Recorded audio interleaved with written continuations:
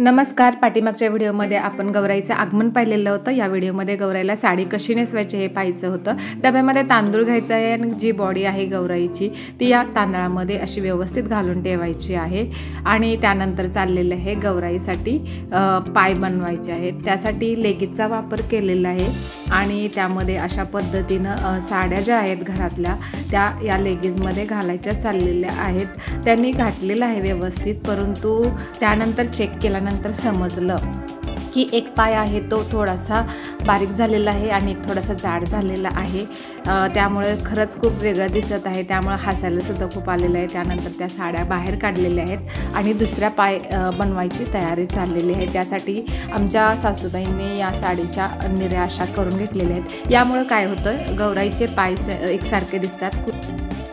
साड्या ज्या आहेत त्या थोड्याशा काटाच्या आणि जाडसर वापरात, जेणेकरून पायाचा आकार हा व्यवस्थित दिसेल.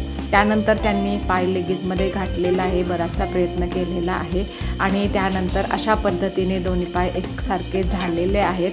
आणि या पद्धतीने सुतीच्या साह्याने स्नेहलताईंनी पाय व्यवस्थित गौरीचा बांधून घेतलेला आहे.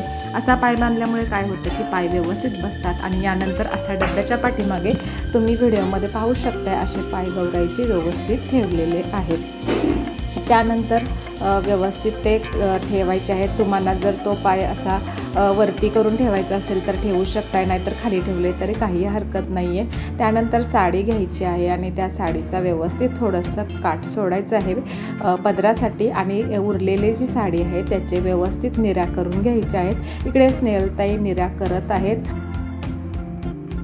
दुसऱ्या साईडला सुजाताताई आहेत, त्या पदर व्यवस्थित करत आहेत, त्याला पिना लावून घेत आहेत. दोघीही व्यवस्थित काम करत आहेत आणि खरंच खूप छान मनापासून या दोघी करत आहेत. परत थोडंसं चुकलेलं आहे त्यामुळे त्यांनी पुन्हा एकदा केलेलं आहे. आणि त्यानंतर थोडंसं व्यवस्थित निऱ्या येण्यासाठी आम्ही स्ट्रेटनिंग मशीनचा वापर केलेला आहे आणि निऱ्या व्यवस्थित केलेल्या आहेत. त्यानंतर अशा पद्धतीने व्यवस्थित असं गौराईला साडी घातलेली आहे आणि त्याचा पदरसुद्धा व्यवस्थित ठेवलेला आहे. व्यवस्थित गौराईला साडी नेसवायची आहे आणि थोडंसं काळजी घ्यायची आहे. आणि त्यानंतर गौराईचं जे मुख आहे, तोंड आहे, ते व्यवस्थित त्याच्यावरती बसवून घ्यायचं आहे. जर बसत नसेल तर त्याच्यामध्ये थोडंसं तुम्ही कागद किंवा पुट्टा वापरू शकताय आणि व्यवस्थित ते गौराईचं तोंड आहे ते तुम्ही त्यावरती लावू शकताय. अशा पद्धतीने मस्त असं गौराईला आम्ही बसवलेली आहे आणि तिला थोड्याच वेळाने आम्ही सजवणार आहे. तोही व्हिडिओ मी टाकणार आहे, लॉंग व्हिडिओ, तोसुद्धा तुम्ही पाहायला विसरू नका. अशा पद्धतीने व्यवस्थित गौराईला साडी नेसवलेली आहे आणि थोड्या वेळाने सगळं व्यवस्थित करणार आहोत. तिला जेव्हा दागिने घालणार आहे तेव्हा ती खूप छान दिसणार आहे. तिच्या डोक्यावरती फक्त पदर घेतला तरी तिचं सौंदर्य खुलून आलेलं आहे.